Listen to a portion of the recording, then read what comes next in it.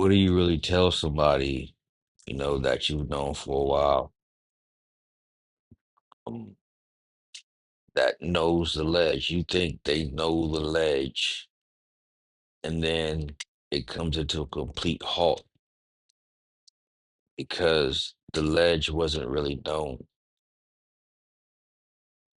Time clocks. Clock in, you clock out from birth to death, and that's life. Every day you clocking in and clocking out, right? And you go through things, hurdles, you know, and when you talk to somebody, you get to know them, and you really don't see the hurt on the inside, but you know it's there. Text messages get shorter and shorter. Sometimes, they don't pick up the phone or whatnot, so you can't really talk to them off the ledge. And then you really, you start to understand, their smiles and their cries. But really, you can't cry. You can only smile with them and give them some bullshit about how it'll get better. And I've never been one to say that, yo, it gets better. You know why? Because realistically, it doesn't get better. Time will make it get better, you know, just depending on how you go through that hell to come out right. The problem is it's always going to get worse before it gets better. I can no longer talk to my friend, tell them, how much, it was good to be around them. You know what I'm saying? Because they're no longer here. Some people punch the clock naturally, some people punch the clock by accidents, and some people punch the clock by way of taking themselves out. That force. So, I had a buddy, a good union brother of mine that I've known for a few years. And through the unfortunate, demise of himself was, he was going through a divorce, man. He had 5 kids. And, we sit around and talk about, marriage and relationships. And then you have guys who are anti. You have guys who don't really care. Then you have guys who are all gung ho about relationships. Then they give the stats on kids being raised by two-parent households. It's like, never mind what the fuck people are really seeing out there. You know what I'm saying? And it's like, oh, you're so anti, you don't want anybody to live their life. And it's like, nah, some people live that life so you didn't have to do shit, man. You don't have to touch the burning stove, man. You know what I'm saying? There's certain things you don't have to do in life, man. But the problem with life is that, you know, the majority of people live life because of other people. People make you who you are. I've always said that. I've always believed in that. Because no matter what path you choose, if you're smart enough, if your eyes are really open, you see the mistakes that people make. You see the mistakes that you make, and how you address those mistakes can take you very far. So, I don't need stats to tell me certain things. You know what I'm saying? I've always been a guy who's always been self-aware. You know what I mean? I'm just aware of my surroundings. So when I say that there's certain things that I don't want, it's because one, I've either, seen it, or two, I've been through it already. And most of those things, like let's say a marriage or relationship, I will not go, I will not cross certain line. And I say that because sat there and watched my homeboy go through this bullshit of him being the so-called honorable husband, you know what I'm saying, supplying his family with all these things, man. Dude work hard. We're electricians, man. There's not a day that we fucking can't go by, man, without the call of, hey man, maybe I might not come home today. And I've seen that being on the road working, and I've seen that when we have a lot of work out here in Vegas and you got a lot of travelers that come from different locals. And I sat there, I was working at Google when we were building the Google data center back in what, 2019, 2020, around the COVID era, right?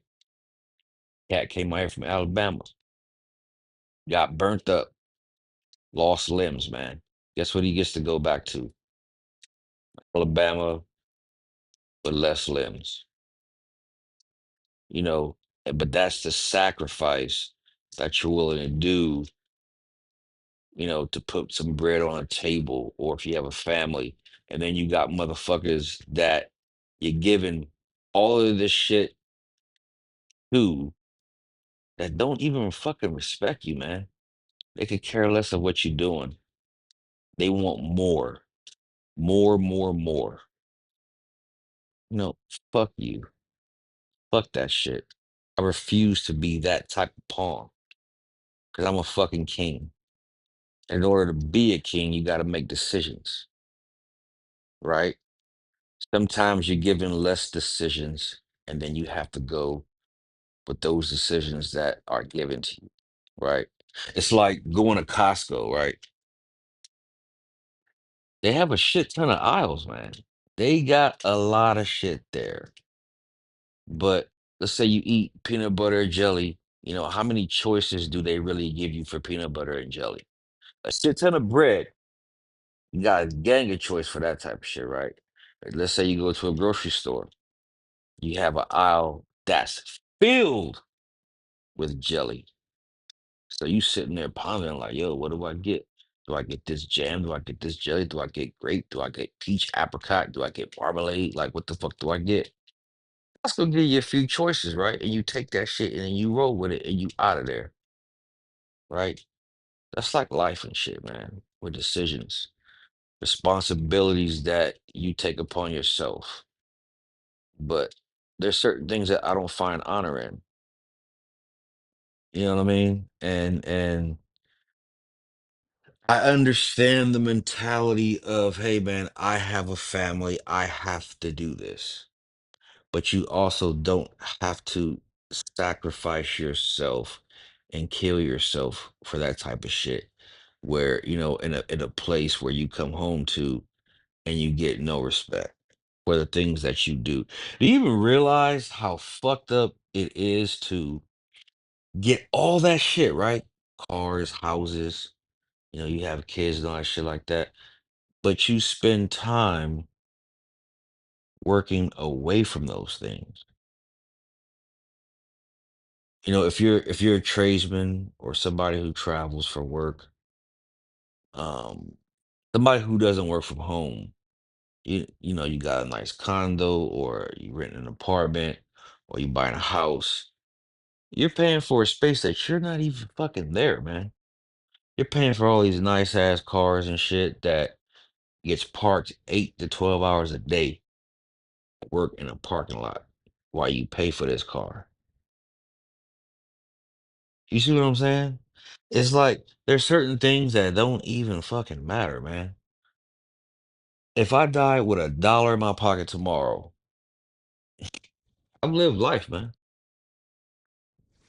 And I know a lot of people like that, man. I know a lot of people I know a lot of people like that as far as they want all this material shit and then, it ends up being nothing at the end of the day. And this is not on some doom and gloom shit, man. I'm a realist and I understand people's mentality because there's certain things that were put in front of them to achieve a certain goal. And it's weird that I'm a single man. I've never had any kids. I've never been married. And a lot of my friends are married and have kids, man. You know what I'm saying? And I still talk to them about things, but there's certain things where I can't really say because, you know, they can see it and then they can't do anything about it. You know what I'm saying? I just always have seen, I don't care how tough you say you are in your, in your relationship, in your household, whatever. Not my business, right?